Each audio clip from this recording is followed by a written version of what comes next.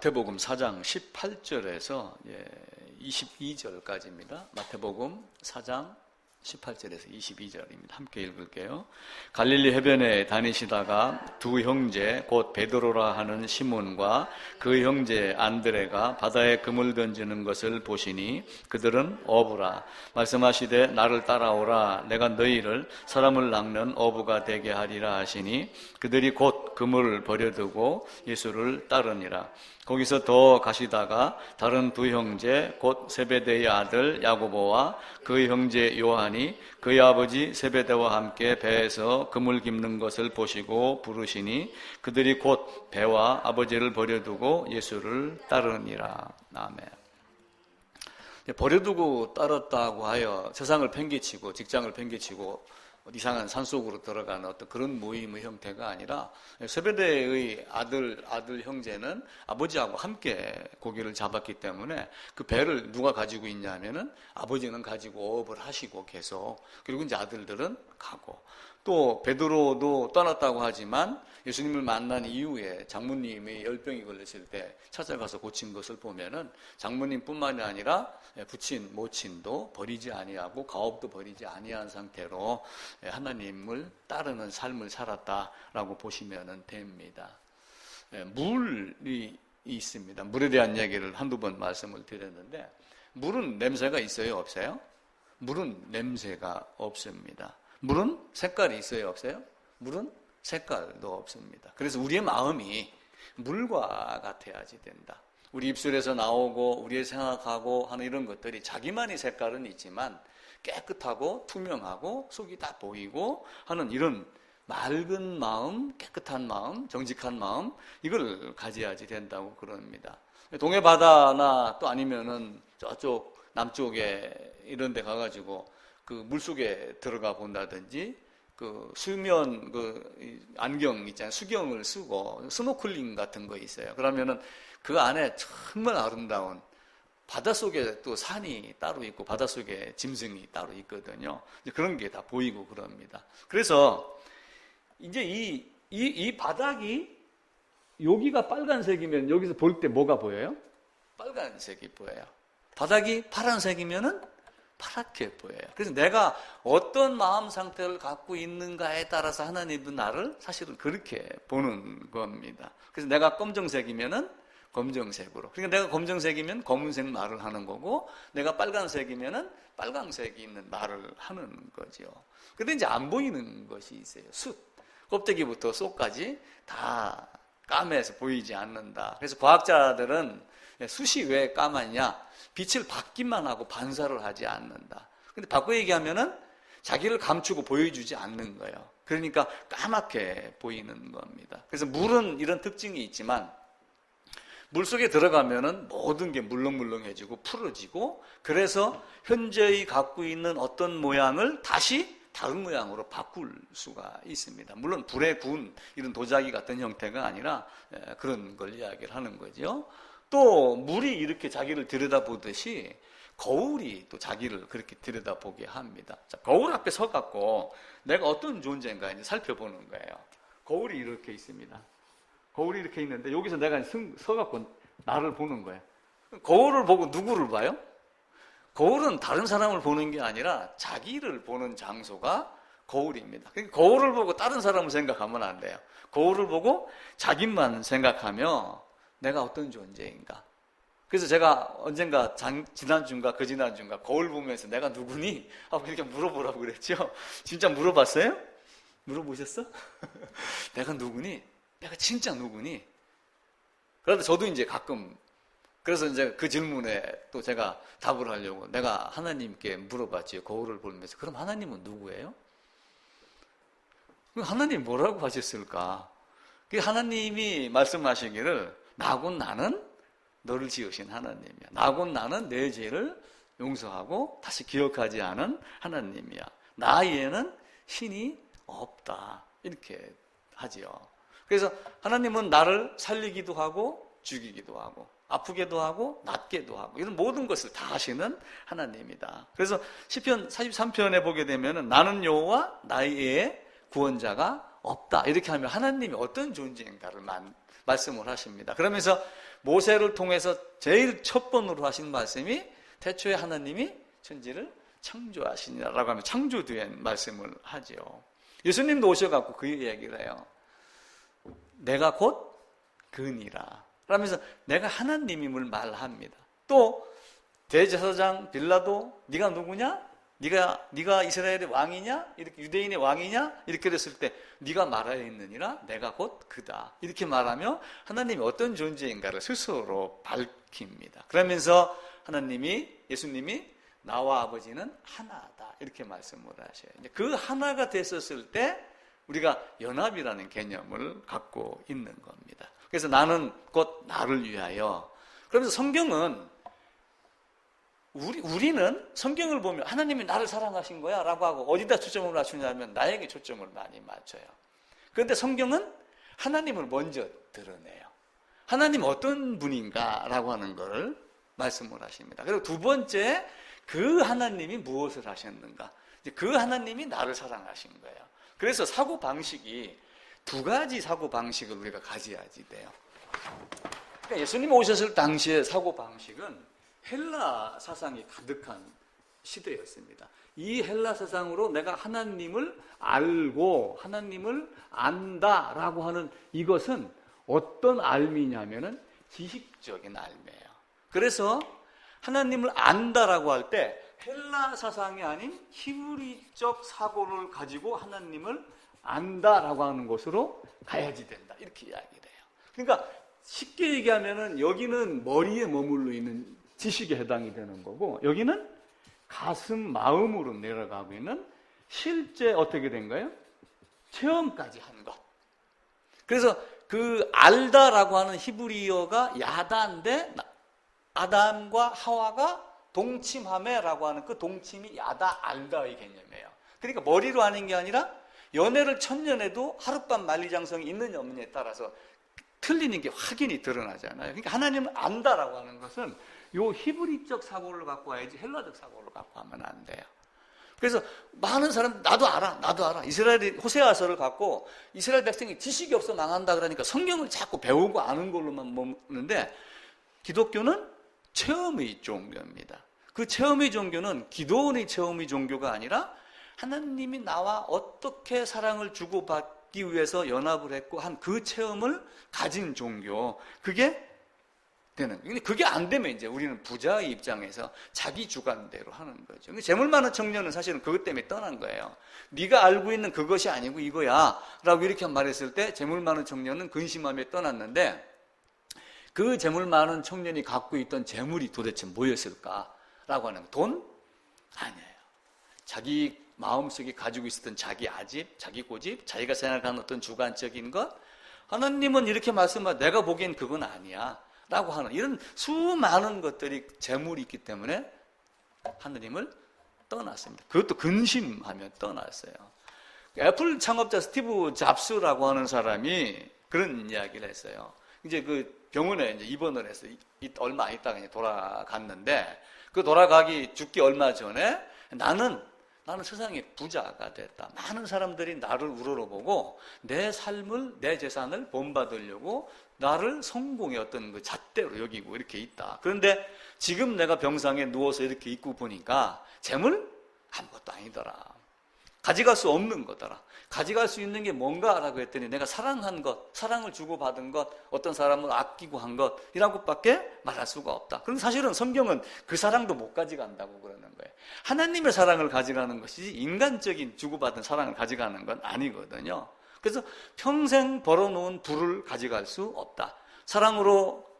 사랑의 기억만 가져간다 그러는데 그 기억도 호흡이 끊어지는 순간 사실은 죽는 겁니다. 근데 하나님이 기억하는 그 사랑, 하나님이 주신 것, 그것을 우리는 가져가야지 되는데 우리는 그렇지 못한 거예요. 그러니까 부자가 하나님 나라에 들어가기 어렵다 이렇게 얘기하니까 자꾸 기독교는 이상한 걸 주장한다 그러지만은 그 돈 많은 부자가 아니라 마음이 부자인 부자, 그 부자가 하나님 나라에 못 들어간다라고 이야기를 하는 거예요. 그래서 스티브 잡스가 한마디를 더 했어요. 세상의 사람들은 자기가 뭘 원하는지 모른대요. 어떤 물건을 원하는지도 모른대요. 근데 특출난 사람이 어떤 물건을 만들어 갖고 탁 던지면 그걸 갖고 놀다가 가는 거야. 그러니까 아이폰을 만들어 놓으면은 그 사람들이 생각하지 못한 아이폰을 만들어 갖고 딱 던지니까 그걸 가지고 하루 종일 놀다가 해지니까 숨이 거두어서 가는 이런 종류의 사람밖에 안 된다. 그래서 이 땅에 살면서 문제가 뭔가라고 하는 문제의식을 제기해야지 문제가 발견이 되고 그래야지 해결할 수 있다라고 하는 이야기를 우리가 쭉 이야기를 합니다. 내가 어떤 존재인가를 자꾸 따져야 되는데 하나님 어떤 존재인가를 우리가 계속 묻고 거울을 보고 그걸 해야 됩니다. 그런데 이제 우리는 성경을 보고 성경에서 알라딘 램프의 지니를 자꾸 끌어내려고 그러는 거예요. 그래서 알라딘 램프를 쓱 문지르면 지니가 툭 튀어나와갖고 주인님 소원이 뭡니까? 그러면 딱 3가지입니다. 이래가지고 쭉 얘기를 하는 게 나오는데 얼마 전에 그 알라딘 그 영화를 제가 한번 봤어요. 누가 이제 꼭 영화를 보여준다고 공짜로 보여주더라고요. 시간을 소비를 해야 되니까 어쩔 수 없이 이제 갔습니다. 근데 거기서 제가 딱 한 가지 기억에 남는 말이 있어요. 이제 어떤 그 거지 청년이 이제 공주가 변장을 해갖고 이제 평민으로 해서 이렇게 만나고 있는데 나중에 이제 그 공주하고 이제 좀 더 깊게 사귀고 싶어서 왕자가 되고 싶어요. 근데 어찌어찌 하다가 하여튼 그러니까 알라딘 램프를 구했습니다. 쓱 문질러서 이제 왕자가 되게 했어요. 식구도 거느리고 큰 왕궁도 있고 다 있습니다. 근데 이게 공주를 만나러 가가지고 계속 실수를 하는 거야. 제대로 이제 왕자의 교육을 못 받은 거야. 그러니까 나중에 이제 이 친구가 지니한테 물어봐요. 나를 좀 도와달라. 근데 지니가 현명한 대답을 해요. 내가 너를 왕자로는 만들어주는데 왕자의 행세를 하는 건 네가 해야지 돼. 이렇게 만들어져. 그래서 이 성화의 과정하고 비슷한 내용이구나. 제가 순간 그런 생각을 했습니다. 그래서 하나님은 우리에게 많은 사랑을 주기를 원합니다. 제가 교환 증여에 대한 말씀을 드리죠. 맞교환입니다. 맞교환인데 나와 하나님과 죄와 의를 맞교환하지만 그 의가 너무 크기 때문에 그것을 단순하게 맞교환이라고 하기 이전에 증여의 개념, 선물의 개념, 프레젠트, 기프트 이런 의미가 있어서 우리가 감당할 수 없는 것이다 라고 말씀을 드렸어요. 그런데 성경에는 하나님이 한 의가 나타났다라고 말씀을 하며 그 하나님의 의가 육신으로 오셨다, 성육신 하셨다라고 하며 그 하나님의 한 의가 나타나는 건데 그것이 보이지 않는 무형의 존재가 아니라 하나님의 한 의가 나타나는 것은 사실은 예수님 자신을 말하는 거예요. 그분이 십자가에 돌아가시면서 너 죄와 나 의를, 너 죄인과 내가 너에게 주려고 하는 의, 하나님의 사랑을 주려고 하는데 죄인을 깨닫고 그 안에 들어오야지 된다라고 하는 것. 그래서 율법의 요구를 이루려고 율법의 요구대로 죽으신 하나님, 그 요구대로 죽으시면서 우리에게 율법의 요구가 이루어지게 하신 하나님. 그러니까 결국은 어떻게 돼요? 율법은 그래서 예수님의 편에서 보면 예수님이 십자가에 못 박혀 돌아가신 것도 율법의 행위와 같다. 그래서 율법의 행위로 죄인의 죽음을 죽으신 거예요. 그런데 이제 그분은 살아나실 수 있는 능력이 계신 하나님이고 우리는 그렇지 못하기 때문에 우리가 임의대로 죽는다고 하여 그것이 해결되는 것은 아닙니다. 그래서 죄와 의를 맞교환해라. 값없이 돈 없이 와서 포도주와 젖을 사라. 그래서 제가 사라 그러다가 아브라함이 안에 사라가 생각이 났어요. 그래서 아브라함이 안에 사라가 딱 떠올랐을 때 그 사라를 죄와 의로 맞교환하고 돈 없이 값 없이 와서 사라라고 하는 말로도 한 번씩 이렇게 생각을 하시면 좋을 것 같습니다. 오늘 주제는 만남입니다. 근데 만나면 변해야지 됩니다. 우리도 신앙생활을 한다고 오랫동안 이렇게 하고 있습니다. 수많은 사람들이 교회당에 가고 성경을 보고 필사를 하고 암송을 하고 이렇게 합니다. 그런데 이제 그것이 그 만남이 하나님이 요구한 변화냐 그렇지 않은 것이냐라고 하는 거예요. 근데 그 변화를 사람들은 자꾸 어디다가 초점을 맞추냐면은 내 생활의 변화에다가 먼저 이야기를 해요. 그래서 아까 헬라적 사고 이렇게 이야기를 했잖아요. 또 하나님도 하나님 우리에게 계시를 하십니다. 성경 말씀으로 계시를 하셔요. 그럼 성경 말씀으로 계시를 해가지고 결국은 무엇을 하냐면은 구속을 성취를 합니다. 그럼 계시를 하고 구속을 성취하는데 이 계시를 통해서 무엇을 나타내기를 원해요? 먼저 하나님 자신을 나타내요. 내가 어떤 분이다. 그리고 너는 누군데 어떤 존재인데 내가 그럼에도 불구하고 너를 택하여 사랑했다. 이렇게 말하는 거예요. 근데 그 사랑이 얼마나 놀라웠는지 바울은 그것을 창세전에 그리스도 예수 안에서 택정하여 했다 라고 이렇게 이야기를 하죠. 그럼 바울이 에베소 교회에다가 에베소를 썼습니다. 에베소서를. 그럼 에베소서를 썼을 때 바울이 있던 장소가 어디냐면은 감옥이에요. 그러니까 에베소서, 빌립보서, 그리고 골로새서, 빌레몬서 요 4개를 옥중서신이라고 그래요. 감옥에 갇혀 있으면서 바울의 몸뚱이는 갇혀 있는데 바울의 영은 영혼을 뚫고 지나가는 거예요. 그 안에서 그것이 보이는 거예요. 지금까지 자기가 알고 있던 율법 그것 아니고 그 다메섹 도상을 지나면서 바울이 변화된 것은 죄에서 의로의 변화가 먼저가 되는 거야. 이게 먼저 돼야지 그 다음에 생활의 변화가 이루어지는 겁니다. 근데 우리는 예수 만났고 예수 믿었으니까 변화가 돼야 돼 라고 하는 그 변화를 대체적으로 거듭남보다 어디다 초점을 맞추냐면은 생활의 변화, 전도의 변화, 뭐 기타 이런 쪽에다가 이야기를 많이 하고 있죠. 베드로도 우리 주님을 만났습니다. 마태복음 4장 읽으면서 주님이 나를 따라와라 이렇게 말씀을 하셔요. 따라와라 해서 배를 버리고 따라갔더라. 그러면은 고기 잡는 배의 값어치 고기보다 우리 주님에 대해서 뭔가 큰 가치를 느낀 거예요. 그런데 마태복음과 마가복음은 나를 따르라 이렇게 되어 있는데 이제 누가복음을 한번 볼 필요가 있어요. 같은 장면을 이제 세 사람이 따로따로 기록을 했어요. 마태가 기록을 했고 이제 마태는 세리입니다, 그죠? 그리고 마가라고 하는 요한이 기록을 했고 또 하나는 누가가 기록을 했는데 누가는 의사였어요. 그러니까 상당히 지식이 있는 사람이고 상당히 세밀한 부분까지 따지는 사람이 의사 누가였습니다. 자, 5장 봅니다. 누가복음 5장. 이제 1절에 보면 게네사렛 호숫가에서 고기를 잡습니다. 근데 호숫가에 배가 두 척이 있는 걸 보니까 어부들이 나와갖고 이제 그물을 막 싣고 있어요. 그래서 예수님이 그 배를 조금 띄워놓고 무리를 향하여 말씀을 가르칩니다. 그러니까 이제 이른 새벽은 아니죠. 그죠?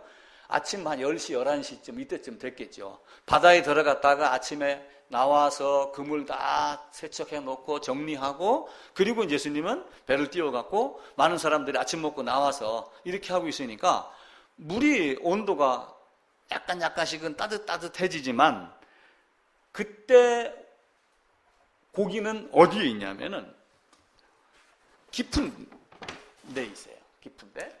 자, 이제 그 갈릴리 바다가 이렇게 해가지고 요게 얼마쯤 되냐면 한 12km 정도가 돼요. 이렇게 약간 길쭉하죠. 요게 12km. 요거가 다시 그릴게요.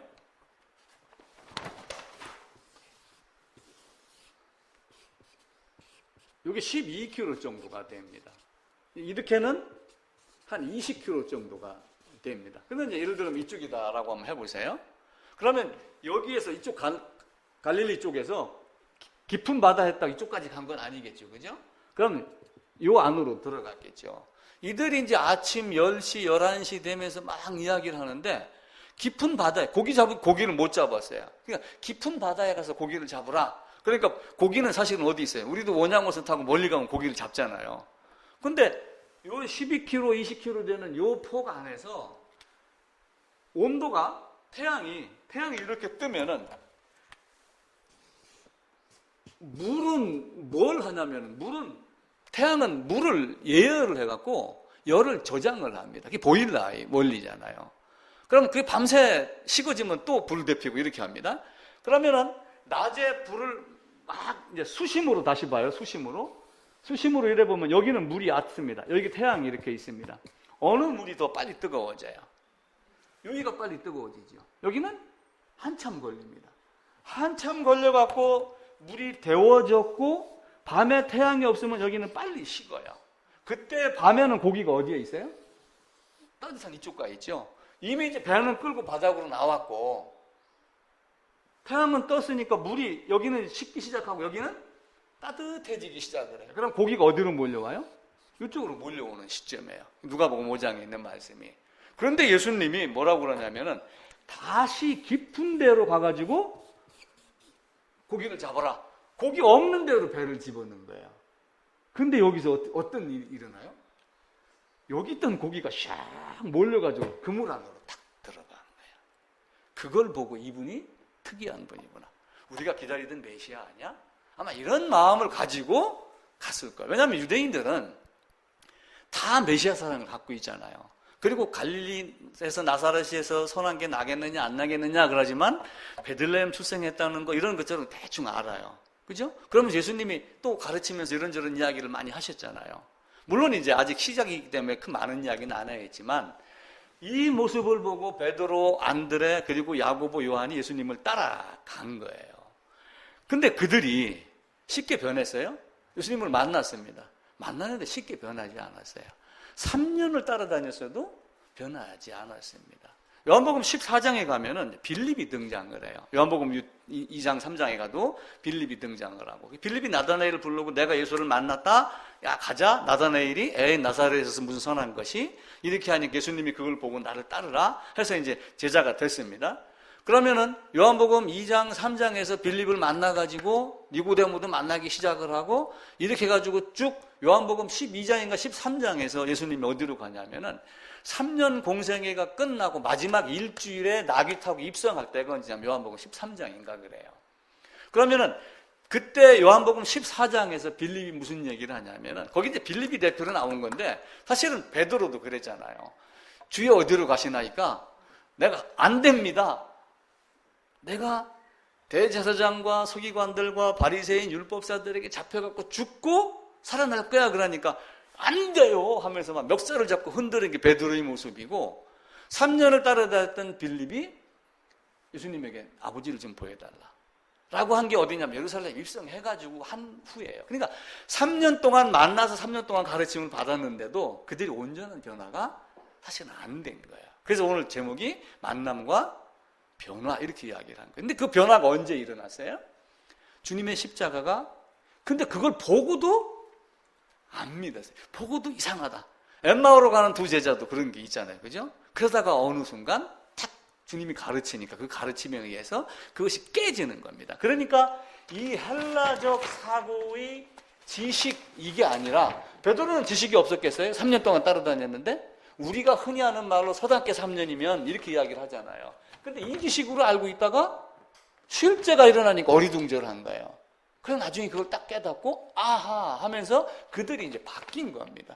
그 바뀌어갖고 사실은 어디까지 갔냐면 요한복음 21장에 가서 주님이 내가 살아난 후에 먼저 갈릴리로 갈 거다라고 얘기를 미리 해놨고 여인에게도 갈릴리로 가니까 제자들에게 오라 해라 라고 했는데 가보니까 있어요 없어요? 없어요. 기다려도 안 되고 그럼 도대체 어떻게 된 거야? 혹시 이들이 군병들에게 돈을 주고 누가 훔쳐갔다 해라 라고 하는 말씀이 있잖아요. 그 소문이 자기도 들었을 거 아니에요. 이렇게 해놓고 혹시 3년 동안 사기치고 사라진 거 아니야? 뭐 예를 들어서 이렇게 하고서 나는 고기 잡으러 갈 거야. 그게 이제 세상의 업으로 돌아간 것인지 아니면은 그래도 주님을 기다리면서 거기서 그 기다림의 이 속에서 그냥 양식을 얻기 위해서 잡으러 간 건지는 모릅니다. 근데 거기서 주님을 만나요. 주님이시다 라고 하는데 그 주님을 만났을 때가 언제냐면 요한복음 21장으로 갑니다. 누가복음 5장에 있는 사건하고 똑같은 사건이 또 한 번 일어납니다. 시작할 때 그 사건이 한 번 일어나고 마지막에 그 사건이 또 한 번 일어납니다. 21장 3절입니다. 그 후에 예수께서 디베랴 호수에서 같은 갈릴리 호수를 이야기를 하는 거예요. 시몬 베드로가 고기 잡으러 가노라 라고 했는데 3절 그날 밤에 아무것도 잡지 못하였더라. 날이 새어갈 때 예수께서 바닷가에 서 계시나 제자들이 예수인 줄 알지 모른더라. 날이 새어갈 때니까 날이 새어갈 때는 날씨가 쳐요 안 쳐요? 태양이 있어요 없어요? 아직 없을 때요. 그럼 물은 어디가 따뜻해요? 여기가 따뜻하단 말이에요. 여기는 싸늘해요. 이게 양이 얼마 안 되니까. 그죠? 근데 예수님이 이번에는 깊은 데로 가라 말하지 아니하고 너가 있는 그 배의 오른쪽에다 그물을 던져라. 이 예수님이 고기가 없는 데만 골라서 그 얘기를 하시는 거예요. 그러니까 이번에도 어떻게 돼요? 고기가 쫙 몰려오는 거예요. 고기가 쫙 몰려오는 거예요. 처음 주님을 만났을 때 그 사건이 떠오르며 이분이 그분이구나. 그리고 생선 잡수시는 거 또 손에 못 자고 이런 여러 가지 사건을 보고 그들이 그제서 변화하기 시작을 해요. 그러다가 사도행전 들어가면서 예수님이 40일 동안 가르치고 그거 가르치고 나니까 그제서 눈이 뜨이며 주님은 가셨고 다시 오겠다. 너희도 이렇게 나중에는 공중 들림할 것이다. 그리고 예수님이 오셔서 이 땅을 심판할 거다. 그리고 남아서 기도하는 중에 우리가 이 복음을 전해야 되겠다. 마음이 뜨거워지며 사도행전 2장이 시작이 되는 겁니다. 그게 이제 예수님이 우리에게 준 거예요. 그래서 처음에 고기가 왜 베드로에게 가가지고 고기가 안 잡혔을 때 가셨을까? 근데 고기가 잡힐 만한 곳으로 간 거예요, 사실은. 왜 그러냐면 처음에는 고기배를 어디로 끌고 갔어요? 여기를 끌고 갔는데 아침까지 나와가지고 그물을 터는데 다시 가라고 그러니까 이미 밤에 여기는 물이 따뜻한 지역이잖아요. 그때도 고기를 못 잡았단 말이에요. 그럼 고기가 있을 지역에서 고기가 안 잡히게 하신 주님은 베드로를 부르기 위해서 그때 고기가 안 잡히게 하신 것이 아닌가. 저는 그 생각을 딱 하는 거예요. 하나님은 놀랍게 나를 부르실 때 하나님이 나를 따를 수 있도록 어떤 환경을 만들어서 그렇게 자기를 따르게 하시는 하나님이다 라고 하는 거죠. 자, 요한복음 21장에 보면은 기가 막힌 숫자가 나옵니다. 모나미 볼펜 153마리. 두 종류의 사람이 있어요. 한 사람은 주님이시다 라고 하는 게 보이는 게 있고, 한 사람은 고기 숫자를 세는 사람이 있어요. 여러분은 어때요? 잡힌 고기가 153마리가 중요해요? 그분이 중요해요? 우리는 많은 사람들이 153마리이기 때문에 153마리에 뭐 나라가 153개다, 뭐 153을 쓰니까 뭐 모나미가 성공했다, 자꾸 이렇게 생각을 한단 말이에요. 그거 의미는 몰라요. 153이 무슨 의미인지는 훗날 나중에 가면 이제 알게 되겠죠. 하나님 면전에 가면 다 풀립니다. 그때 왜 153마리를 하셨는가? 근데 우리가 중요한 거는 주님이시다라고 하는 그 주님을 발견하는 겁니다. 빌립도 마찬가지였어요. 나를 따르라? 따랐습니다. 요한복음 14장에 가서 주님 보여주세요? 몰랐습니다. 근데 그가 어떻게 변했어요?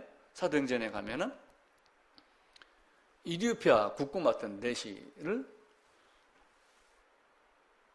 그에게 복음 전하는 그 역할을 누구에게 맡기셨어요?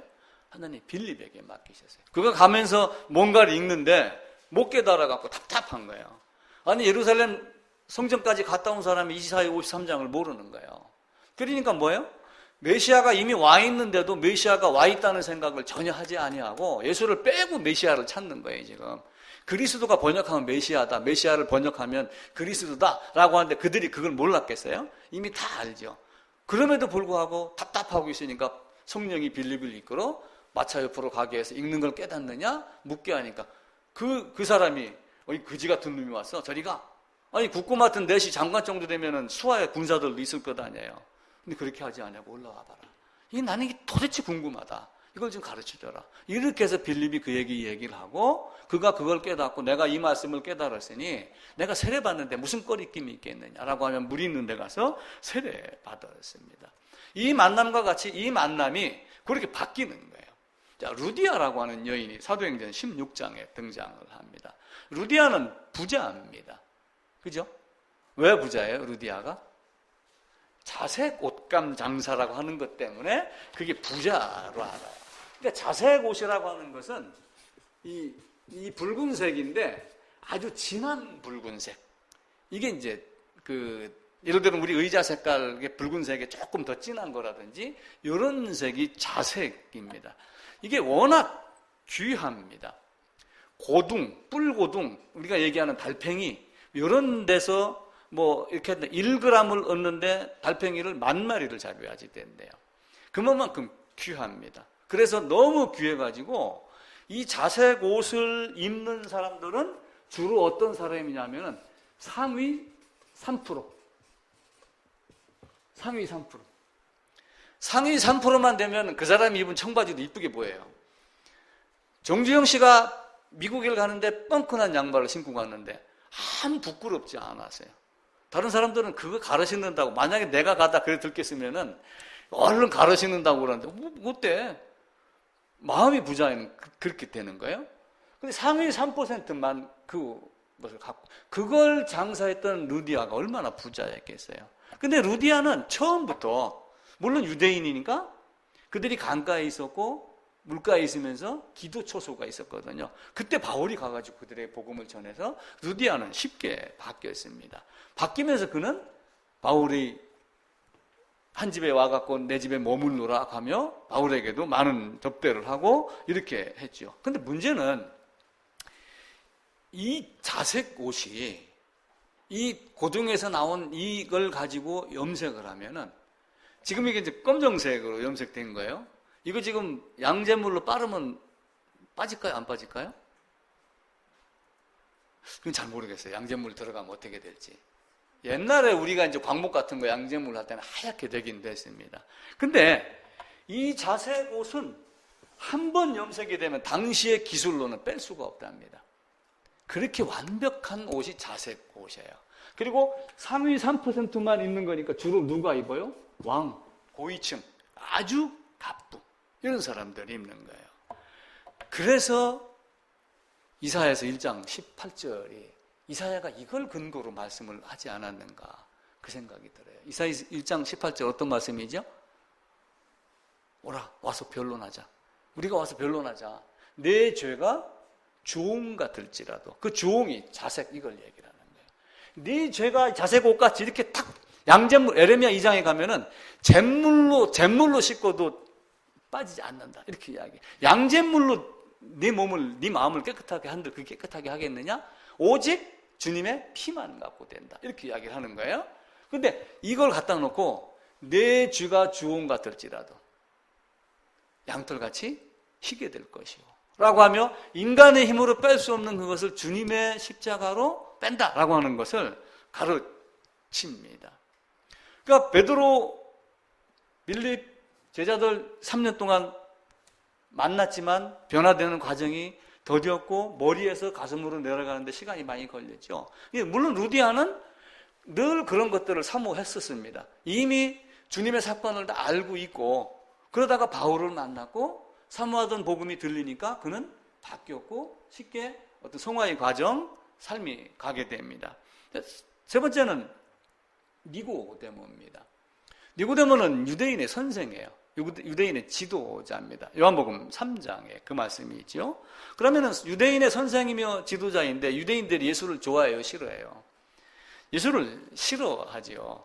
그 싫어하는 예수님을 만나러 가긴 가야 되는데 언제 갔어요? 그들의 눈을 피해서 밤에 간 거예요. 아리마대 사람 요셉은 예수님의 제자이나 유대인들이 두려워서 자기를 숨겼었더라. 성경은 그렇게 말합니다. 그러다가 예수님이 돌아가시고 나서 예수님의 시체를 단락해가지고 자기 무덤을 내어준 사람이 아리마대 사람 요셉이에요. 그들은 성경을 보면서 여자의 손으로 와가지고 이렇게 되겠다라고 하는 것이 보이기 시작을 한 거예요. 몇몇 사람에게. 그렇게 하면 예수님이 십자가에 못 박혀 죽으면서 그것이 십자가의 부활의 시작이구나라는 걸 알았겠죠. 그러니까 요셉은 그걸 내어준 거예요. 니고데모도 마찬가지로 그게 두려웠던 거예요. 그런데 유대인이 두려워서 갈 수는 없고 그래서 밤에 예수님을 만나러 가가지고 밤을 세워서 교제를 한 것으로 우리는 이해를 합니다. 근데 밤에 예수를 찾아갔다. 이 말을 또 바꿔 얘기하면은 너희가 불을 켜면 어디다 놓으라고 그래요? 등경 위에 내가 세상의 빛이니 내가 세상에 있는 동안 너희가 나를 믿어 빛으로 다니게 하라라고 하는 그 빛으로 나간 것. 많은 사람들이 빛이 비침에 자기 백성들이 영접하지 아니하였고 어둠에 숨어서 나오지 아니하였고 이렇게 했지만 하나님은 니고데모를 통해서 빛으로 나아가게 만들었어요. 근데 그 니고데모도 3년 동안 사실은 거의 예수님을 드러내지 않았어요. 중간에 한번 어떤 사람들이 예수님을 욕을 하고 예수님에 대해서 부정적인 이야기를 하니까 너희는 그 양반이 그분이 어떤 분인가 제대로 알지도 못하면서 그런 얘기를 하냐라고 하니까 사람들이 뭐라고 그래요? 너도 갈릴리에서 왔어? 이렇게 하면 면박을 줬거든요. 니고데모도 드러나는 활동이 없었어요. 예수님을 만났지만 늘 수면에 숨겨있는 이런 모습을 하다가 부활이 딱 시작되는 그걸 딱 본 거예요. 그러니까 어떻게 해요? 그분 장사를 위해서 단순하게 내가 만났던 그분의 장사를 위해서 내가 가져가야 되겠다. 아마 이 차원을 넘었을 거예요. 아리마대 사람 요셉과 같이 부활의 주님을 미리 알고 이렇게 될 것이다. 또 베드로에게 얘기했던 대로 내가 3일 만에 죽고 살아날 거야를 니고데모에게 얘기를 했겠어요, 안 했겠어요? 다 하셨죠. 그 말씀은 우리가 성경이 기록은 하지 않지만 전체적인 맥락을 통해서 우리가 그것을 알 수가 있습니다. 하나님은 베드로와 같은 존재, 빌립과 같은 존재, 혹은 누디아 같은 돈 많은 사람, 또 아니면 니고데모나 아리마대 사람 요셉과 같이 유대인을 두려워했던 사람, 유대인의 선생이면서도 율법 선생이면서도 율법을 몰랐던 사람, 이런 사람들을 데려다가 고쳐서 씁니다. 세상은 사람을 세상도 고쳐 쓰려고 그래요, 사실은. 왜냐하면 신입사원 들어가면은 뭐 연수원 보내고 보수교육 시키고 이제 이렇게 많이 하듯이 고쳐 쓰려고 그러는데, 하나님은 진짜 그 사람을 고쳐서 사용을 합니다. 잠언에 보면은, 잠언 27장 한번 볼까요? 시편 잠언 27장입니다. 22절입니다. 제 성경 942쪽이네요.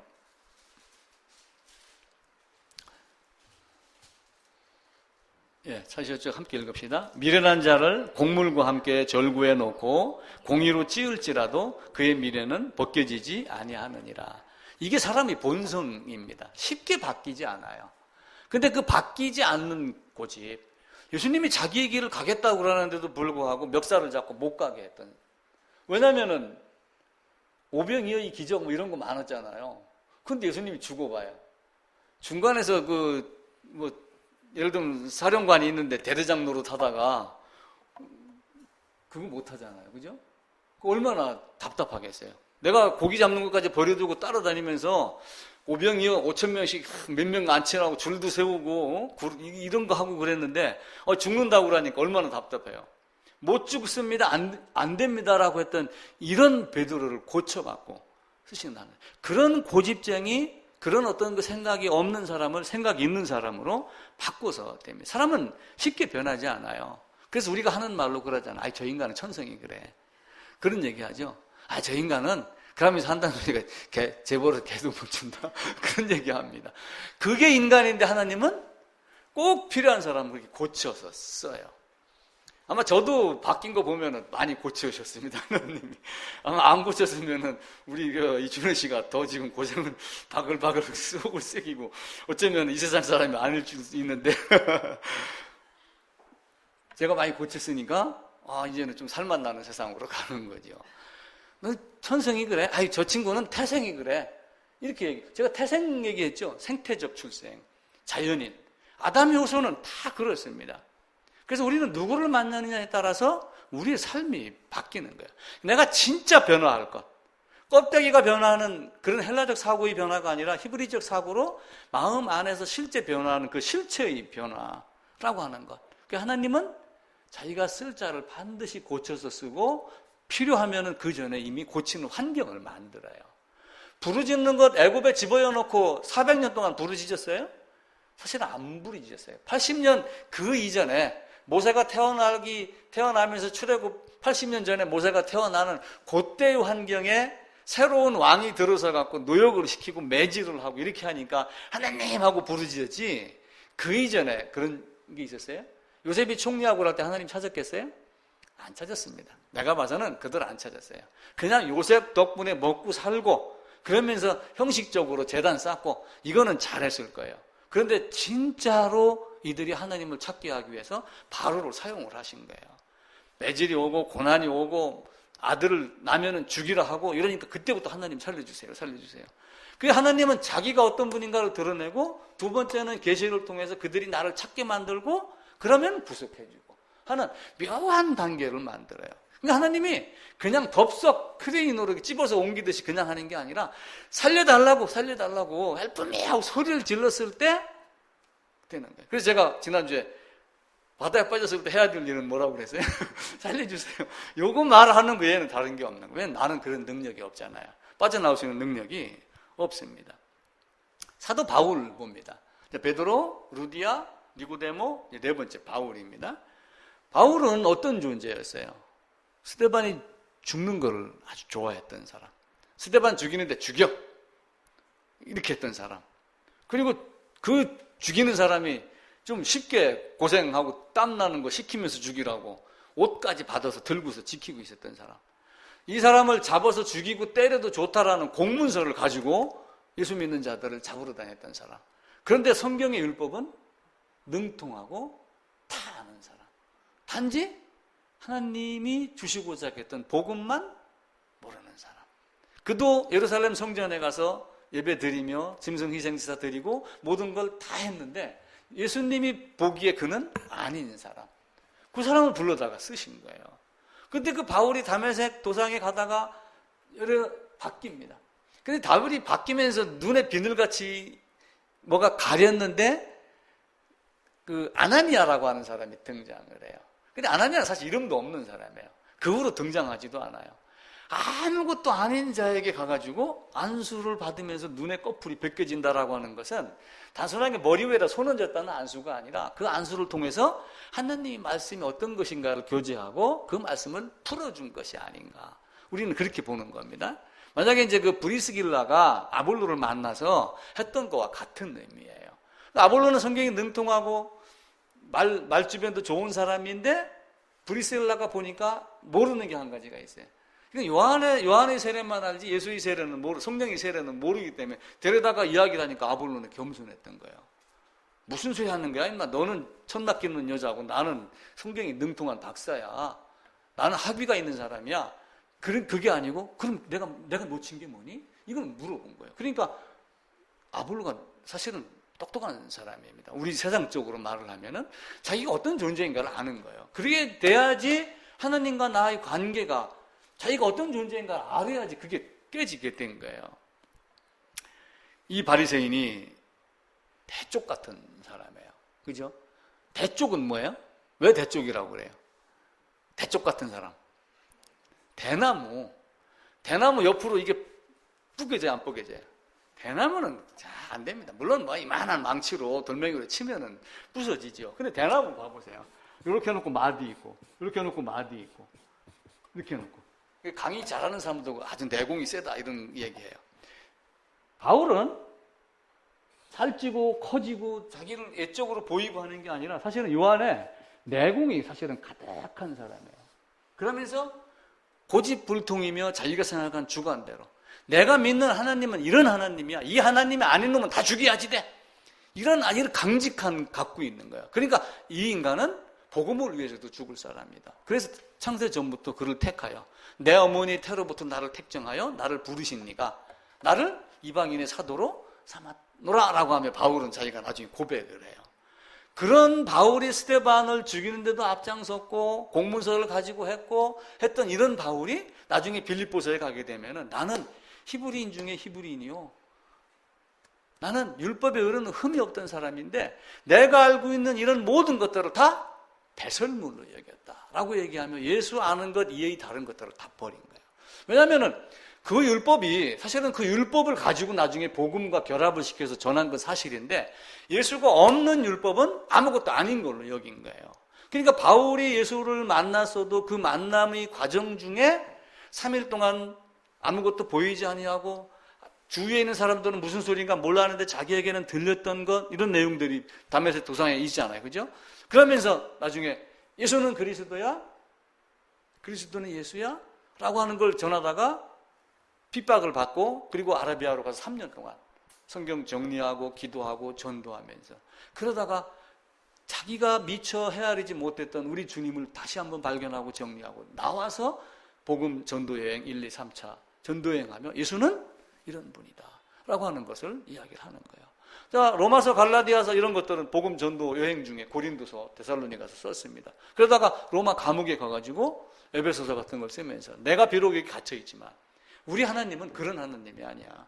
영원부터 영원까지 지금 여기가 아니라 창세 전부터 이렇게 하며 자기가 처한 처지와 하나님이 계신 우주 만물 그걸 갖다 놓고 비교를 해가면서 내가 옥에 갇혀있지만 우리 하나님은 우주 만물을 창조하고 나를 택정하여 부르신 그이는 알고 보니 창세전부터 나를 예수 안에서 택하여 부르신 거야 라고 하며 에베소 1장 3절 4절에서 계속해서 그 말씀을 하시는 거예요. 그래서 내가 세상에서 알고 있는 모든 것을 다 해로 여기고 오직 예수 그리스도를 아는 것만 내가 알고 지내겠다. 그걸 그리스도를 믿음으로 말미암는 의, 그 믿음으로 나눈 것을 나는 알았다. 그런데 바울은 그 전까지는 어떻게 했어요? 믿음으로 나는 의를 생각하지 않았어요. 열심으로 나는 의. 이 정도 열심을 했으니까 내가 율법을 헬라적 사상으로 다 알고 있어요. 다 알고 있는데 이 정도 열심까지 나왔으니 겉으로 보기에는 얼마나 완벽한 사람이에요. 근데 하나님 보시기에 너는 아니야. 이렇게 보는 거예요. 그래서 우리는 헬라적 사고가 아닌 히브리적 사고를 갖고 그 야다, 실제적인 체험, 알다라고 하는 것이 하나라고 하는 개념으로 들어가줘야지 됩니다. 그러니까 이 세상에는 지금 하나님을 모르지만 마찬가지입니다. 누군가가 다 있어요. 옛날에는 교회가 많아서 적었습니다. 그러니까 순회 전도사가 있습니다. 그러니까 바울이 옮겨 다니면서 복음을 전했습니다. 그리고 바울은 예를 들어서 안디옥, 비시디아 안디옥, 에베소, 골로새서 이런 데를 다니면서 교회를 만들어 놓고 맡기고 자기는 또 로마로 가고 이렇게 여기서 교회가 또 이렇게 설립 이렇게 됐겠죠. 다시는 교회가 많지 않았어요. 그러니까 바울이 전도 여행을 다닌 거예요. 근데 지금은 커피집보다 교회가 많다. 그러니까 어떤 면에서는 전도의 개념이 없는 거예요. 사실은 전도의 개념이 어떤 면에서 보면 자기 교회 숫자 늘리는 전도의 형태가 지금 아마 되는 것 아닌가. 저는 그런 생각을 들어요. 단지 문제는 뭐냐? 이 여러 곳에 있는 교회가 자기 할 역할을 올바로 하면 돼요. 근데 올바른 역할을 못하기 때문에 문제가 생기고 그러면서 전도해서 해가지고 전도하면 된다 이 이야기를 많이. 그 전도하면 된다는 얘기는 사실은 전도하면 숫자는 채울 수 있다 이런 개념으로 접근을 하고 있어요. 지금 어제도 제가 잠깐 집 앞에 뚝방을 걷는데 어떤 할머니 비슷한 분이 배낭을 메고 가는데 끈이 막 꼬였더라고요. 어깨끈이. 그래서 불편해 보여서 내가 아이고 할머니 그 끈 꼬였었네 하고 풀어주고 갔는데 조만큼 가니까 저기요 하고 나를 부르더라고요. 예? 왜요? 그랬더니 제가 예수님을 소개를 할게요. 그러니까 이제 뭘 쪽지를 하나 주더라고요. 그래서 어느 교회 다니셔요? 그러니까 교회는 아니고 그냥 예수님을 사모하고 이러면서 아마 여호와의 증인이나 이런 형태일 겁니다. 그래서 아이고 예 고맙습니다 하고 그냥 갔죠. 요즘에 이제 그런 것들이 많이 있는 거예요. 이 많은 것 중에 자 해운대 가서 자석을 이렇게 한번 넣었다고 해보세요. 모래바닥에 가가지고 여기가 이제 이렇게 되면은 딸려오는 게 있어요, 없어요? 딸려오는 게 있어요. 우리 주님은 필요할 때 필요한 곳에다가 그걸 넣고 꺼냅니다. 베드로도 그렇게 했죠. 바울도 그렇게 했죠. 바울로 시켜서 루디아도 그렇게 했죠. 많은 사람들을 그렇게 했습니다. 근데 끌려오는 존재가 있고 끌려오지 않는 존재가 있어요. 내가 내 마음 상태가 어떠냐에 따라서 다이아몬드 되고 흑연도 되고 그래요. 그래서 다이아몬드하고 흑연을 자료를 조사를 해보니까 그 안에 무슨 전자 이런 개념이 있답니다. 다른 것하고 이렇게 연결하려고 하는 다이아몬드는 그러니까 다이아몬드하고 흑연하고 탄소가 기본 구성이래요. 근데 그 안에 전자가 4개가 딱 있는데 예를 들어 사람으로 치면은 이렇게 되는 거예요. 사람이 이렇게 있으면은 다리 2개, 팔 2개. 그럼 포인트가 몇 개예요? 딱 4개가 돼요. 흑연도 4개가 있고 다이아몬드도 4개가 있대요, 전자가. 그런데 어딘가는 모르지만 다른 것하고 또 안에 있는 다른 구성하고 전부 이렇게 손을 맞잡고 있어요. 다이아몬드는. 근데 흑연은 한 군데는 안 잡고 이렇게 그냥 있는 거예요. 그래서 이게 99.9%는 안 되는구나. 100%의 의미를 엘리사가 그 사르밧 과부 수넴 여자의 아이 바울이 유두고 살리고 그럴 때 눈은 눈에 코는 코에 입은 입 위에 아이 위에 엎드려서 착 해갖고 그 기도했던 그런 장면이 생각이 나더라고요. 그러니까 온전한 연합이 되지 않으면은 같은 전자 같은 탄소를 가지고도 하나는 흑연으로 연필심으로 그냥 사라지는 거고 하나는 다이아몬드가 되는 이런 모습이에요. 하나님이 우리를 부르실 때는 애적 부르심, 내적 반응, 내적 부르심, 보편적인 부르심 모든 사람들에게 그리고 효력이 있는 부르심, 일반적인 은총을 다 줍니다. 비도 오고 해도 주고. 그런데 특별 은총은 따로 줍니다. 교회 안에도 칼빈은 이렇게 이야기를 해요. 교회 안에도 일반 은총으로 여러 사람이 모여 있다. 근데 그 중에 일반 선택으로 불러다 놨는데, 또 일반 은총 중에 일반 선택으로 불러다 놨는데, 그 안에서 개별 선택을 해갖고 자기에게 나오는 자는 하나님이 택한 자다. 이렇게 얘기하면 두 그룹으로 나옵니다. 그래서 그 물고기를 보고, 그물을 보고, 예수님을 보고, 예수님이 보이는 자가 있고, 153마리를 세는 사람이 있고. 그럼 우리는 어떤 존재가 돼야지 돼요? 153마리 그게 그리 중요하던가요? 그거 아무것도 아니에요. 155마리면 어떻고, 몇 마리면 어때요? 우리는 우리나라가, 대한민국이 온 세계를 선교해야 된다 생각을 하잖아요. 우리 오후에 교회사, 일본이 먼저 복음이 들어갔고, 중국도 태국도 다 우리보다 먼저 들어요. 필리핀도 우리보다 먼저 들어요. 그 세력이 약해지고 지금 쇠해져서 그렇지, 사실은 그들이 우리에게 와서 전도를 해요. 우리도 1800년, 1900년도에 이미 복음이 들어오고 풍신수길 1500년 들어올 때, 그때도 우리 복음이 이미 들어오기 시작을 하는, 물론 천족이라는 개념이 시작이 됐지만, 하나님은 우리에게 다른 거를 가르쳐요. 진짜 네가 나를 만나길 원하느냐? 네가 나와 연합했느냐라고 하는 것을 계속 묻습니다.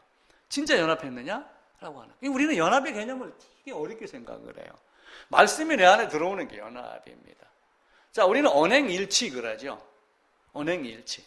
자, 언행일치를 다른 말로, 한문으로 하면은,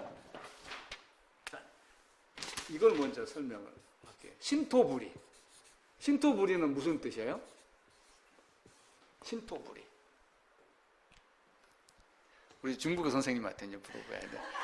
신토부리. 이게 몸 신자고 흙토자입니다.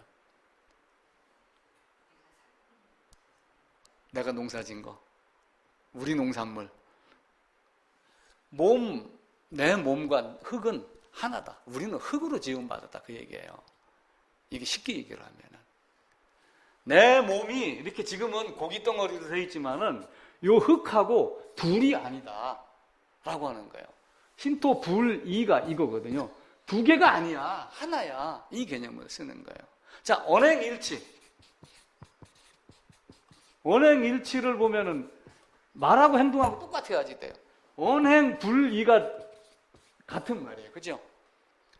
언행일치, 언행불이가 되는 거예요. 그러니까 예수님과 나도 둘이 아니고 하나다라고 하는 건데, 그 하나의 개념이 어디에서 시작해? 어떻게 예수님이, 내가 예수님 안으로 들어가? 물론 이스라엘은 짐승 희생 제사를 통해서 안수하고 이런 개념으로 설명을 쭉 해나갑니다. 그런데 아담이 너는 내 뼈 중에 뼈요, 살 중에 살이다 이러면서 너는 나야 이렇게 이야기를 해요. 그러면서 에베소서나 이런 데서 자기 몸같이 네 아내를 사랑하라, 자기 몸같이 네 남편을 사랑하라 이렇게 이야기를 해요. 자기 몸이라고 이야기해요. 자기 몸같이. 몸은 아닌데 불이가 아닌 것을 계속해서 말씀을 합니다. 내가 아버지 안에, 아버지가 내 안에 라고 이야기하는 것은, 우리가 생태적 출생을 해갖고 둘 다 따로따로 있기 때문에 이게 합쳐지는 게 돼요, 안 돼요? 물과 기름과 같아서 이건 안 됩니다. 세상에 어떤 사람이 둘이 합쳐져요? 그런데 둘이 하나라고 그러잖아요. 그죠? 그 하나의 개념을 우리가 이해를 하는 거예요. 서로의 마음 안에 있는 거예요. 성경은 태초에 말씀이 있느니라. 요한복음에서. 말씀이 하나님과 함께 계셨고, 이 말씀이 육신이 되어 오셨고, 육신이 되어 오신 그분이 말씀으로 우리에게 말씀을 이야기를 하는 거예요. 그러나 그 말씀이 내 안에 들어오면 사실은 말씀이신 주님이 내 안에 말씀으로 말씀하시는 그 주님의 말씀의 의미가 내 안에 들어오면 주님이 내 안에 있는 것과 같은 의미를 갖는 거예요. 그러니까 이스라엘은 그것을 행위로도 보여줬고, 예수님은 오셔갖고 말씀으로 그걸 가르치면서 내 말이 내 안에 거하면 이렇게 됩니다. 자, 요한복음 8장 한번 찾아볼게요.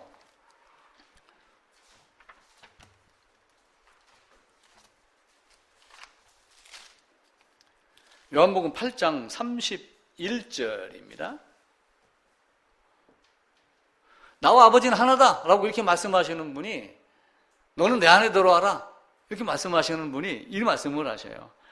31절입니다. 그러므로 예수께서 자기를 믿은 유대인들에게 이르시되, 너희가 내 말에 거하면 참으로 내 제자가 되고 진리를 알지니 진리가 너희를 자유롭게 하리라. 너희가 내 말에 거하면은, 말이라고 하는 목소리에 거한다는 거예요. 말 안에 들어가 있는 뜻, 의미. 하나님 우리에게 주시고자 했던 그 사랑의 그 내용, 그걸 얘기를 하는 거예요. 너희가 그 내 말 안에 거하면은 이렇게 하며 37절입니다. 37절도 같이 한번 읽어요. 나도 너희가 아브라함의 자손인 줄 아노라. 그러나 내 말이 너희 안에 있을 곳이 없으므로 나를 죽이려고 한다. 라고 하는 거예요. 그러니까 우리는 예수를 먹는 방법은 간단한 거예요. 이 말씀을 먹는 거예요, 사실은. 정확하게 또 다르게 이야기를 하면 그래서 유기적인 결합이 되는 거예요. 그런데 그것을 이스라엘은 안수하면서 내가 이렇게 넘어가는 거야 라고 하는 것을 또 다시 다른 방법으로 가르치고 있죠. 요한복음 15장에도 가면은 뒤로 가보겠습니다. 15장 7절입니다.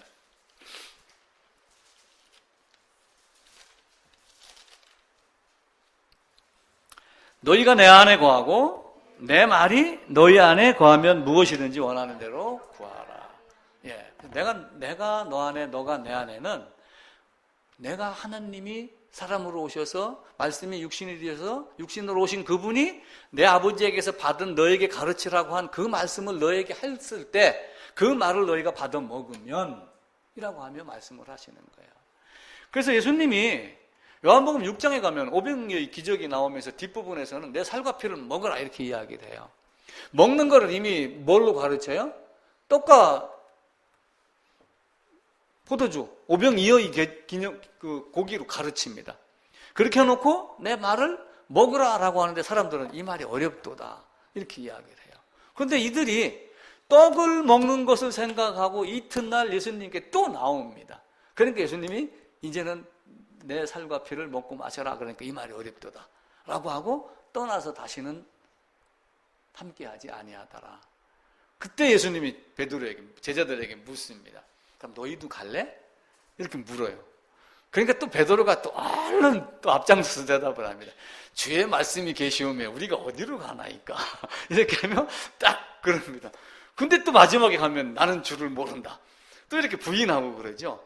그런 과정을 거치면서 하나님이 어떤 분인가를 점점 알아가다가 어느 순간 지식에서 예를 들어 갖고 모래시계가 이렇게 있다가 딱 빠져나오듯이 아마 이게 표현이 좀 그런가 모르겠지만은 어느 순간 여기에 있던 게 딱 떨어져서 가슴으로 내려오듯이 베드로가 그걸 딱 깨달은 거예요. 요한복음 21장에서 이제는 내가 내 양을 치라 먹이라라고 하는 이 말씀이 그렇게 부담이 되는 거예요. 내가 주를 그렇게 거부하고 멱살도 잡고 흔들고 안다고 하면서 내가 많은 걸 했는데 이런 나에게 우리 주님이 내 양을 치라 먹이라. 그런데도 불구하고 마지막에는 어떻게 했어요? 코바디스 보면은 다른 데로 가려고 그랬잖아요. 그러다가 소년의 입을 통해 갖고 내가 갈 거야. 그 말을 듣고 안 됩니다, 주님. 주님은 2번 죽으시면 안 됩니다. 십자가는 2번에 1번이에요. 단 1번이에요. 내가 가서 죽겠습니다. 그러나 주님과 같이 죽는 영광은 내가 감당하지 못합니다. 단지 내가 거꾸로라도 주님을 바꿔서 죽겠습니다. 이렇게 하고 그래요. 자, 베드로가 주를 부인했습니다. 주님 죽으면 안 됩니다. 제자들은 예루살렘 올라간다니까 우리도 죽으러 가자. 그러면은 그 상태를 배교라고 할 수 있나요? 아닌가요? 배교. 베드로가 주님을 부인했어요. 나는 모른다. 저주하며 부인하고 막 3번을 부인했잖아요. 그럼 배교인가요? 아니에요. 베드로 그게 배교 그 뜻이 아니라 베드로는 아직 하나님 온전하게 알지 못한 상태였어요. 3년 동안 따라다녔지만 나중에 주님이 죽고 부활하시고 나서도 몰랐다가 나중에 요한복음 21장에 가서 그제서 주님의 복음에서 여기에 있다가 여기로 딱 떨어진 존재가 된 거예요. 그러니까 그때부터 그가 바뀐 거예요. 그럼에도 불구하고 성경 뒤에 가게 되면 배교자가 있겠다라고 하는 말이 나와요. 그럼 배교자가 있다는 얘기는 예수를 믿고도 배교할 수 있나? 그건 교회에 앉아있는 특정의 형태의 예수쟁이 이를 갖다가 배교라고 하는 걸로 하는. 실제는 배교자가 없습니다. 왜 그래요? 내 손에서 빼앗을 자가 있어요, 없어요? 없습니다. 그걸 따지면 배교라고 하는 개념은 있을 수가 없어요. 하나님은 전능하십니다. 자기가 바울을 택하여 사용하였는데 훗날 바울이 복음 다 전해놓고 예수 나쁜 놈 이렇게 해놓고서 저주하고 돌아갈 수 있어요? 그건 절대로 안 됩니다. 하나님이 그렇게 허락하지 않기 때문에 참새 한 마리도 떨어지지 않기 때문에 그거는 될 수가 없는 거예요. 우리는 입술을 잘 만져야지 돼요. 이 세상에서 가장 우력적인 게 세 가지가 있다고 그래요. 세상에서 제일 파워 센 게 세 가지가 있다고 그래요. 뭐 같아요? 세상에서 제일 파워 있는 거. 돈. 야, 이거 맞습니다. 1번 돈. 2번 말. 말도 있어요. 근데 그거는 이제 사실은 세 번째로 치는 거예요. 말. 사람들이 통상 어디까지만 생각을 하냐면은 원자폭탄, 핵, 이것까지만 생각을 해요. 근데 가장 위험하고 강력한 그게 혀가 있어요. 폭탄은 사람을 죽입니다. 혀는 칼이 없어도 폭탄이 없어도 사람을 죽이고 의사가 아니어도 살릴 수도 있고 하는 모든 능력이 다 있습니다. 그래서 우리 입술이 탈해야지 돼요.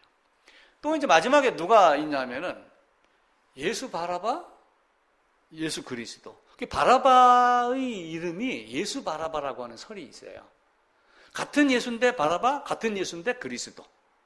그런데 예수님이 돌아가시고 난 이후로는 예수라고 하는 단어를 이스라엘에서 이름을 쓰질 않는다. 그렇게 이야기를 합니다. 그래서 예수 바라바는 살아나고 예수 그리스도는 죽고 죄인은 살아나고 의인은 죽어서 이렇게 되고 하는 그 둘로 비교를 합니다. 제가 오늘 이야기하려고 하는 마지막에 다섯 번째는 누구냐면은 예수님 양편에 있는 강도예요. 예수님 양편에. 예수님이 십자가가 여기 있으면 여기도 십자가가 있고 여기도 십자가가 있습니다. 바라바는 살인한 자입니다. 그래서 십자가에 못 박혀요. 대기 중에 있는 사람인데 십자가에 못 박히려고. 그런데 이제 유대인 명절이 되면은 하나를 풀어주는 전례가 있으니까 빌라도가 풀어주려고 그렇게 한 거예요. 그런데 빌라도 마누라가 옳은 사람을 위해서 나쁜 짓 마세요. 그래갖고 풀어주려고 했는데 바라바라는 사람이 일단 명절에 하나를 풀어줘야 된다. 그럼 누구를 풀어줄까? 바라바냐 예수냐? 그러니까 백성들이 어떻게 했어요? 바라바를 풀어달라. 그럼 백성들이 요구를 한 거예요? 대제사장이 바라바를 요구를 한 거예요. 대제사장이 그리스도를 자기들이 기다리던 메시아를 못 박은 게 된 거예요. 대제사장들이 군중을 선동해서 충동해서 바라바를 애치게 했어요. 성경에 그렇게 나와요. 그러니까 나중에 어떻게 돼요?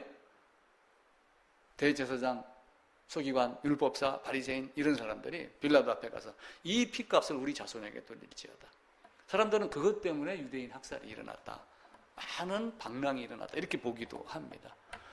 그 십자가에 양편에 두 강도가 붙었으면 바라바처럼 나쁜 짓을 했다든지 뭔가 좀 문제가 있었던 사람이죠. 그런데 마태복음, 마가복음, 누가복음에 보면은 계속해서 어떤 일이 일어나냐면은 사람들이 조롱을 해요.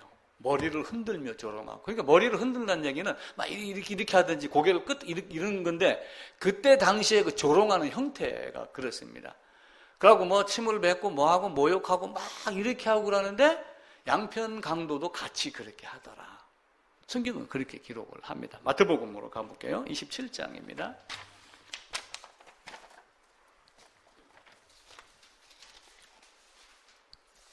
삼십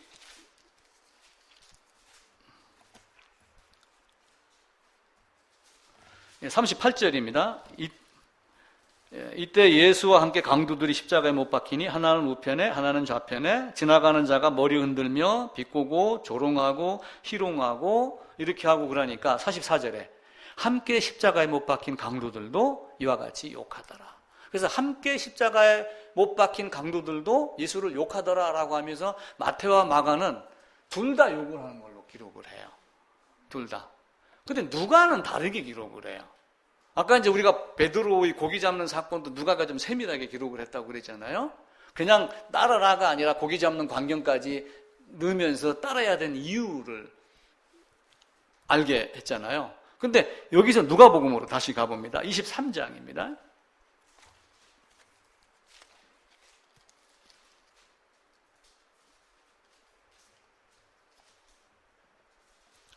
(32절입니다) 또 다른 두 행악자도 사형을 받게 되어 예수와 함께 끌려가니라. 해골이라는 곳에 이르러 거기서 예수를 십자가에 못 박고 두 행악자도 그렇게 하니 하나는 우편 하나는 좌편.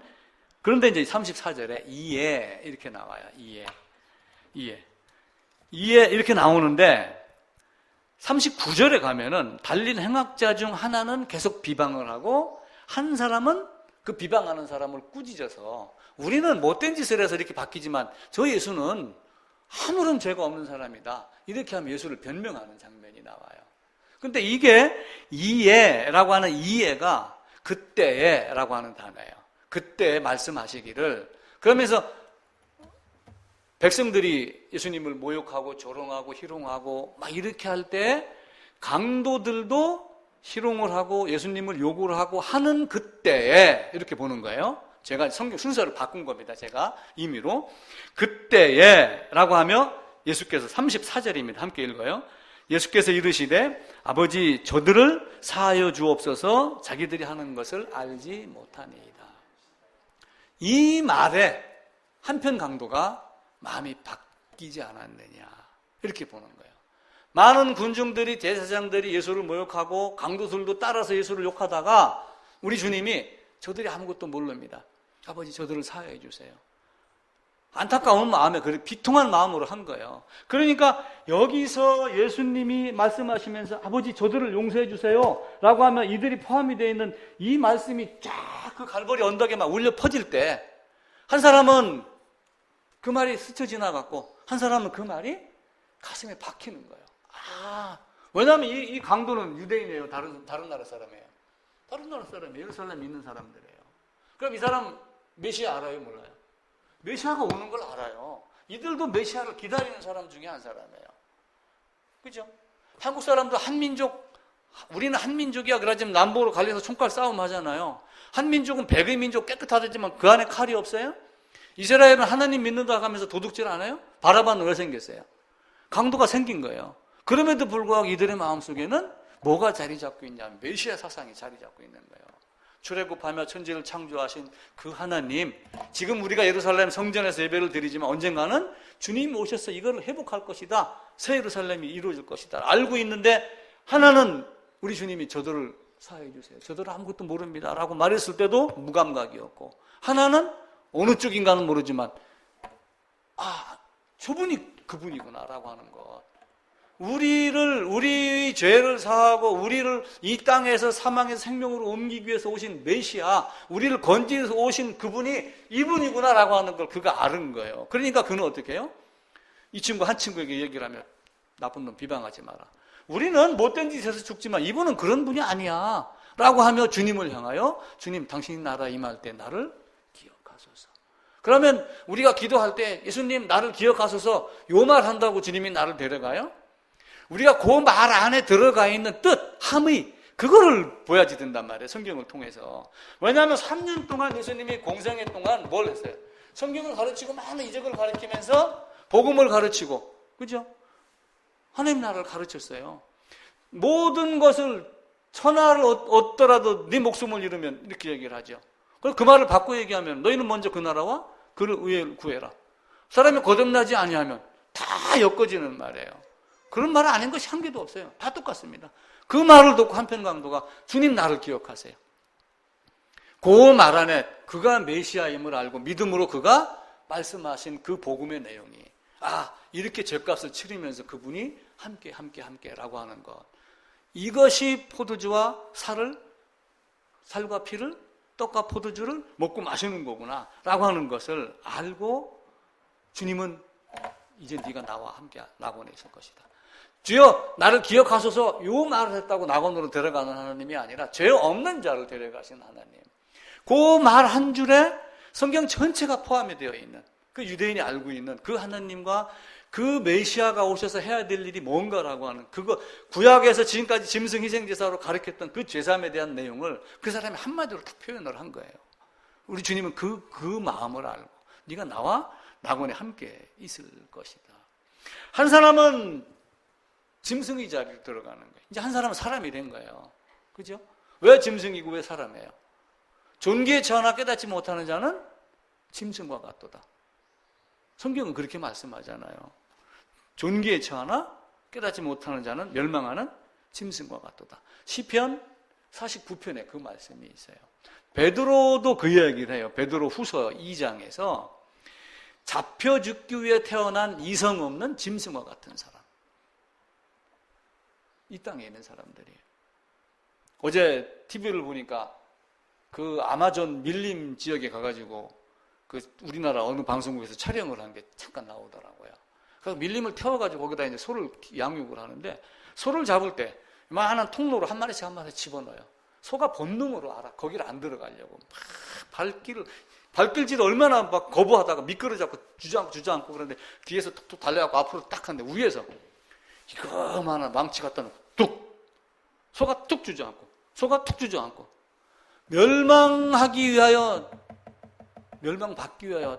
존재하고 있는 이성 없는 짐승과 같은 존귀의 차원나 깨닫지 못하는 사람. 한편 강도는 짐승과 같은 거예요. 한편 강도는 짐승에서 뭐가 됐어요? 사람이 된 거예요. 우리도 말씀을 깨닫지 못하면 나중에 다 어떤 존재와 같이 돼요? 짐승과 같은 존재가 돼요. 우리는 예배를 형식적인 예배나 주일 지키는 예배가 아니에요. 설령 이 주일 지키는 예배가 없다 손치면 여러분 어떻게 하겠어요? 하루 종일 6개월 내내 해 뜨고 있는 저런 나라 가면 달력 없으면 주일 어떻게 지켜요? 날짜 계산하겠어요? 배꼽 시계 보고 오늘은 월요일이고 오늘은 주일이고 이렇게 하겠어요? 우리가 직장 생활하고 사회 생활을 하니까 모여서 이렇게 중간중간 이렇게 해서 그러지 그때 당시는 매번 모여서 그렇게 한 거예요. 오라, 원하는 자는 오라. 값없이 와서 살아. 이렇게 말하며 우리에게 뭐가 되기를 원하냐면 목마른 사슴이 되기를 원해요. 우리 짐승을 가지고 쉽게 얘기를 하면서 여기를 보고 울 때라고 이렇게 울 때 가끔 뭐 이렇게 하고 손으로 예를 들어서 팍 치고 그러면 팍 숨이 막히고 그러잖아요. 쉽게 얘기하면 약간 동그란 형태가 이렇게 되어 있어요. 그래서 요 사이사이에 아마 이렇게 뼈가 있을 거예요. 그죠? 닭 같은 거 잡아서 목 보면 이렇게 통로가 있잖아요. 제가 알고 있기로 사슴은 이게 목이 말라서 침이 없고 그러면 이렇게 줄어든다고 하는 걸로 제가 알고 있어요. 사슴은. 그래서 만약에 목이 마르잖아요. 사막에서 목이 말라요. 그럼 사슴은 어떤 형태가 돼요? 이 목이 딱 종이 2장 맞붙는 식으로 붙어버리는 거예요. 숨이 막히 죽이는 거예요. 그 목마른 사슴의 심정이 너희가 됐느냐 이걸 묻는 거예요. 그러니까 성경에서 목마른 사슴인데 왜 굳이 목마른 사슴을 지적을 했겠어요? 끌어다 썼을게요. 다른 짐승 얘기하면 안 돼요? 사슴의 눈이 뭐 동그래서 가여우니까? 그거 아니에요. 사슴의 목이 있는 그 울 때 요 모양을 보고 이때 아니면 죽는 거예요. 하나님은 우리를 구원하기 위해서 이 땅에 오셨어요. 나는 그림을 보면서 가끔 안타까운 때가 있어요. 화가들이 그림 그리는 거 보면 진짜 돈 주고 살 만한 게 많이 있는데 안 사고 싶은 게 한 가지가 생겼어요. 그 보면은 성화에 보면은 예수님이 양을 딱 목 위에다 얹고 가는 이런 그림이 있어요. 그죠? 혹시 보셨어요? 예, 성화 예수님 양 하면은 탁 해갖고 딱 목에다 얹고 이렇게 안고 가는 장면이 나와요. 근데 그 그림의 양이 깨끗해요. 깨끗한 양이구나. 그래서 우리는 그런 양 같은 존재가 돼야지 돼. 그건 맞아요. 근데 예수님이 우리 아까 시작하면서 찬송 복음성가 하나 불렀잖아요. 산으로 들로 양을 찾으러 다니려면 예수님 자신도 양이 가시에 찔려요, 안 찔려요? 찔리죠. 물론 십자가의 예표가 되긴 됩니다. 그러면 그 사막, 예루살렘 벗어난 그 사막, 시내산 풀도 몇 폭이 없어요. 전부 바위입니다. 비 몇 달 동안 안 온다. 그럼 양이 거기서 오줌 똥 싸고 그러면 그거 다 어디에 묻어요? 지 몸뚱이 다 묻어요. 근데 화가가 그린 거는 똥에 요만큼도 안 보여요. 이렇게 그려놨어요. 그것을 예수님이 자기 머리에 얹고 오는 거예요. 그 사막에서 가시에 예수님 목자만 찔린 게 아니라 자기도 찔리고 양도 찔리고 양 물 없어서 그 흙먼지 가다가 가시 찔리고 찢기고 오줌 똥 싼 거 어떻게 비비 하다가 궁둥이에 더덕더덕 묻어있고 한 그게 누구의 모습이에요? 그게 나예요, 나. 그런 나를 사랑하셨단 말이에요. 우리 지금 매일 목욕하고 이러니까 그걸 지금 우리가 모르는 거예요. 제가 어렸을 때는 1년에 딱 뜨거운 물 2번 목욕 1번, 구정 때. 여름에는 강에 가서 하고, 가을, 겨울 되면 없어요. 세수하다가 설날 전날, 그것도 할아버지, 아버지 씻고 난 3번째 통에 들어가서 거기서 담궜다가 대충 하고 맑은 물로 한번 헹구고 나오는 거. 그게 목욕이 전부였어요. 그런 정도의 삶이었어요. 그러니까 우리가 생각하는 그런 깨끗함이 아니에요. 그 양의 더러움이 얼마나 더러웠던가. 그 더러움을 가진 우리가 늘 남이나 판단하고, 에이, 그래도 나는 깨끗한 존재야. 이렇게 하며 자기 얼굴 닦고, 그러면서 얼굴 도도도도 두드리면서 나는 이렇게 깨끗하게, 물론 깨끗하게 단장을 해야죠. 근데 그 마음이 어떤가라고 하는 거예요. 그래서 구편 강도 마냥 왼쪽이냐 오른쪽이냐 어느 쪽인지 모르지만 한 사람은 짐승으로 돌아갔고 한 사람은 사람이 돼서 죽었고 라고 하는 그 사람의 모습을 들어야지 됩니다. 변화는 만남이 있지만 변화가 어렵습니다. 예수님의 육신의 형제들은 예수가 메시아인 줄 믿었어요, 안 믿었어요? 자기 친족들, 그게 형제들까지도 예수를 믿지 아니하더라. 근데 그게 딱 믿어지니까 어떻게 돼요? 야고보같이 예루살렘 지도자가 되고 이렇게 바뀌는 거예요. 그러니까 베드로도 고기 잡다가 만나서 3년 동안 따라다녔지만 이게 쉽게 변하지 않았죠. 예수님 십자가 보고서도 잡혀가는 거 보고서도 부인하고 이러다가 마지막에 그 첫 번째 사건이 딱 드러나면서 똑같은 사건이 재현이 되면서 주님이구나. 너 내 양 쳐, 내 양 먹여. 그 말에 자기가 아마 그 지나간 3년 동안 따라다니면서 엉뚱한짓 했던 것, 예수님 부인했던 것, 통곡했던 것, 이게 아마 다 생각났을 거예요. 그럼에도 불구하고 이런 나에겐 이런 양떼를 맡기는구나 라고 했던 그 변화의 심정. 루디아, 니고데모 다 마찬가지입니다. 바울, 그러니까 그 바울의 변화가 어떻게 돼요? 다메섹에서의 만남이 바울이 참수형 당하기까지 그 감옥에 가서도 성경을 기록해서 보내면서 우리에게까지 전달이 됐잖아요. 그 두 강도, 하나는 짐승, 하나는 사람. 그렇게 우리는 바뀌어 나가는 겁니다. 그래서 만남이 있지만 변화되기까지 많은 시간이 걸리는 것은 사실입니다. 그래서 진짜 변화는 우리의 삶의 변화까지 일어나야 되지만 삶의 변화가 복음의 변화라고까지 우리가 정확하게 말하기는 어렵다. 단지 왜냐하면 겉모습으로 속이는 사람들도 있잖아요. 근데 복음으로 진짜 변화가 되면은 삶의 행동까지 언행불이도 되고 모든 것이 다 우리 주님을 위해서 자기 목숨까지 바치는 그런 사람으로 바뀌지 않을까. 그래서 우리의 삶도 그런 모습으로 되셔야지 됩니다. 우리가 예배를 드리면서도 우리가 하나님 앞에서 어떤 존재인가를 늘 살펴야지 돼요.